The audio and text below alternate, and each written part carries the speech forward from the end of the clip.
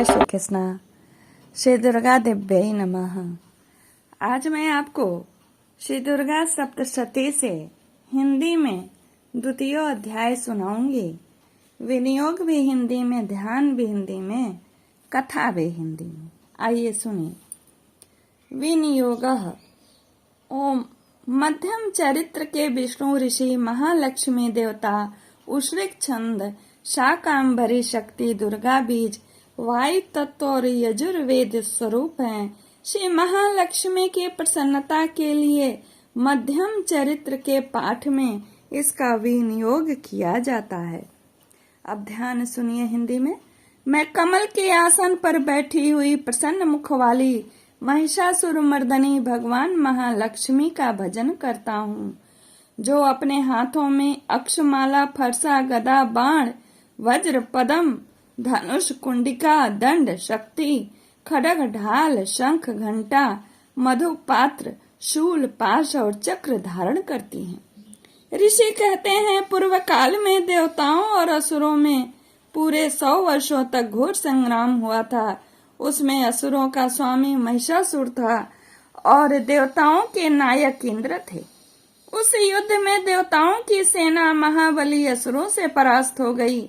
संपूर्ण देवताओं को जीत कर महिषासुर इंद्र बन बैठा। तब पराजित देवता प्रजापति ब्रह्मा जी को आगे कर उस स्थान पर गए जहां भगवान शंकर और विष्णु विराजमान थे। देवताओं ने महिषासुर के पराक्रम तथा अपनी पराजय का यथावत वृत्तांत उन दोनों देवेश्वरों से विस्तार पूर्वक कह सुनाया। वे बोले, भगवान, महिषासुर सूर्य, इंद्र, अग्नि, वायु, चंद्रमा, यम, वरुण तथा अन्य देवताओं के भी अधिकार छीनकर स्वयं ही सबका अधिष्ठाता बन बैठा है। उस दुरात्मा महिष ने समस्त देवताओं को स्वर्ग से निकाल दिया है। अब वे मनुष्यों की भांति पृथ्वी पर विचरते हैं। दैत्यों की यह सारी करतूत हमने आप लोगों से कह सुनाई। अब हम आपकी ही शरण में आए हैं। उसके वध का कोई उपाय सोचिए। इस प्रकार देवताओं के वचन सुनकर भगवान विष्णु और शिव ने दैत्यों पर बड़ा क्रोध किया। उनकी भौवें तन गई और मुंह टेढ़ा हो गया। तब अत्यंत कोप में भरे हुए चक्रपाणी श्री विष्णु के मुख से एक महान तेज प्रकट हुआ। इसी प्रकार ब्रह्मा, शंकर तथा इंद्र आदि अन्य देवताओं के शरीर से भी बड़ा भारी तेज निकला। वह सब मिलकर एक हो गया। महान तेज का वह पुंज जाज्वल्यमान पर्वत सा जान पड़ा। देवताओं ने देखा, वहां उसकी ज्वालाएं संपूर्ण दिशाओं में व्याप्त हो रही थी। संपूर्ण देवताओं के शरीर से प्रकट हुए उस तेज की कहीं तुलना नहीं थी। एकत्रित होने पर वह एक नारी के रूप में परिणत हो गया और अपने प्रकाश से तीनों लोकों में व्याप्त जान पड़ा। भगवान शंकर का जो तेज था, उससे उस देवी का मुख प्रकट हुआ। यमराज के तेज से उसके सिर में बाल निकल आए। शिव विष्णु भगवान के तेज से उसकी भुजाएं उत्पन्न हुईं। चंद्रमा के तेज से दोनों स्तनों का और इंद्र के तेज से मध्य भाग कटि प्रदेश का प्रादुर्भाव हुआ। वरुण के तेज से जंघा और पिंडली तथा पृथ्वी के तेज से नितंब भाग प्रकट हुआ। ब्रह्मा के तेज से दोनों चरण और सूर्य के तेज से उसकी अंगुलियां हुई। वसुओं के तेज से हाथों की अंगुलियां और कुबेर के तेज से नासिका प्रकट हुई। उस देवी के दांत प्रजापति के तेज से और तीनों नेत्र अग्नि के तेज से प्रकट हुए। उसकी भौवें संध्या के और कान वायु के तेज से उत्पन्न हुए थे। इसी प्रकार अन्य देवताओं के तेज से भी उस कल्याणमयी देवी का आविर्भाव हुआ। तदंतर समस्त देवताओं के तेजः पुंज से प्रकट हुई देवी को देखकर महिषासुर के सताए हुए देवता बहुत प्रसन्न हुए। पिनाकधारी भगवान शंकर ने अपने शूल से एक शूल निकाल कर उन्हें दिया। फिर भगवान विष्णु भी अपने चक्र से उत्पन्न करके भगवती को अर्पण किया। वरुण ने भी शंख भेंट किया। अग्नि ने उन्हें शक्ति दी और वायु ने धनुष तथा बाण से भरे हुए 2 तरकस किए। सहस्त्र नेत्रों वाले देवराज इंद्र ने अपने वज्र से वज्र उत्पन्न करके दिया और ऐरावत हाथी से उतार कर एक घंटा भी प्रदान किया। यमराज ने काल दंड से दंड, वरुण ने पाश, प्रजापति ने स्फटिकाक्ष की माला तथा ब्रह्मा जी ने कमंडलू भेंट किया। सूर्य ने देवी के समस्त रोमकूपों में अपनी किरणों का तेज भर दिया। काल ने उन्हें चमकती हुई ढाल और तलवार दी। क्षीर समुद्र ने उज्जवल हार तथा कभी जीर्ण न होने वाले 2 दिव्य वस्त्र भेंट किए। साथ ही उन्होंने दिव्य चूड़ामणि, 2 कुंडल, कड़े, उज्जवल अर्धचंद्र, सब बाहुओं के लिए केयूर, दोनों चरणों के लिए निर्मल नुपुर, गले की सुंदर हंसली और सब अंगुलियों में पहनने के लिए रत्नों की बनी अंगूठियां भी दी। विश्वकर्मा ने उन्हें अत्यंत निर्मल फरसा भेंट किया। साथ ही अनेक प्रकार के अस्त्र और अभेद कवच दिए। इनके सिवा मस्तक और वक्षस्थल पर धारण करने के लिए कभी न कुम्हलाने वाले कमलों की मालाएं दी। जलधि ने उन्हें सुंदर कमल का फूल भेंट किया। हिमालय ने सवारी के लिए सिंह तथा भांति भांति के रत्न समर्पित किए। धनाध्यक्ष कुबेर ने मधु से भरा पान पात्र दिया तथा संपूर्ण नागों के राजा शेष ने, जो इस पृथ्वी को धारण करते हैं, उन्हें बहुमूल्य मणियों से विभूषित नागहार भेंट दिया। इसी प्रकार अन्य देवताओं ने भी आभूषण और अस्त्र शस्त्र देकर देवी का सम्मान किया। तत्पश्चात उन्होंने बारंबार अट्टहास पूर्वक उच्च स्वर से गर्जना की। उनके भयंकर नाद से संपूर्ण आकाश गूंज उठा। देवी का वह अत्यंत उच्च स्वर से किया हुआ सिंहनाद कहीं समा न सका। आकाश उसके सामने लघु प्रतीत होने लगा। उससे बड़े जोर की प्रतिध्वनि हुई, जिससे संपूर्ण विश्व में हलचल मच गया और समुद्र कांप उठे। पृथ्वी डोलने लगी और समस्त पर्वत हिलने लगे। उस समय देवताओं ने अत्यंत प्रसन्नता के साथ सिंह वाहिनी भवानी से कहा, देवी तुम्हारी जय हो। साथ ही महर्षियों ने भक्ति भाव से विनम्र होकर उनका स्तवन किया। संपूर्ण त्रिलोकी को शोभग्रस्त देख दैत्यगण अपनी समस्त सेना को कवच आदि से सुसज्जित कर हाथों में हथियार ले सहसा उठकर खड़े हो गए। उस समय महिषासुर ने बड़े क्रोध में आकर कहा, यह क्या हो रहा है? फिर वह संपूर्ण असुरों से घिरकर उस सिंहनाद की ओर लक्ष्य करके दौड़ा और आगे पहुंचकर उसने देवी को देखा, जो अपनी प्रभा से तीनों लोकों को प्रकाशित कर रही थी। उनके चरणों के भार से पृथ्वी दबी जा रही थी। माथे के मुकुट से आकाश में रेखा सी खींची जा रही थी तथा वे अपने धनुष की टंकार से सातों पातालों को शुद्ध किए देती थी। देवी अपने हजारों भुजाओं से संपूर्ण दिशाओं को आच्छादित करके खड़ी थी।